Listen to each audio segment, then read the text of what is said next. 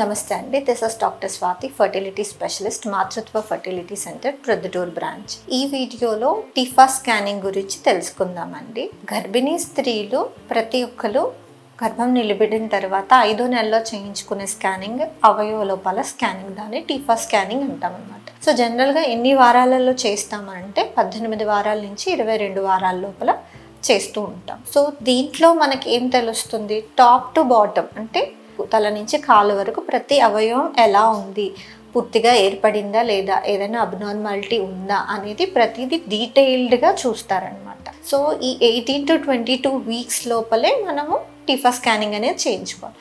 లేట్గా చేయించుకునేటప్పటికి ఏంటంటే బేబీ పెరుగుతూ ఉంటుంది కాబట్టి అన్ని అవయవాలు కరెక్ట్గా మనకి కనిపించవు, అప్పుడు పూర్తిగా రిపోర్టింగ్ చేయడానికి అవ్వదు. సో ప్రాపర్ టైమింగ్ ఏంటి అంటే 18 to 20 వీక్స్ అప్పుడు టీఫా స్కానింగ్ అనేది సజెస్ట్ చేస్తూ ఉంటాం అనమాట. సో అనామలీస్ ఏమైనా ఉన్నాయా లేదా, అవయవ లోపాలు ఉన్నాయా లేదా అని తెలుసుకోవడానికి ఈ స్కాన్ సజెస్ట్ చేస్తాం. కొంతమంది మిస్ చేసుకుంటారు, 7th మంత్లో 8th మంత్లో వచ్చి పెద్ద స్కానింగ్ చేయండి మేడం అని అడుగుతూ ఉంటారు అనమాట. దానివల్ల ఏమవుతుందంటే బేబీ గ్రో అయి ఉంటుంది కాబట్టి ప్రాపర్గా మనకు అన్నీ కనిపించవు.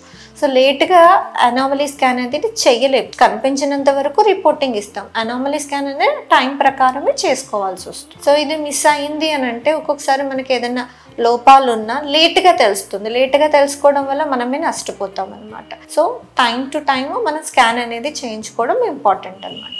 థ్యాంక్ యూ అండి. Thank you for watching.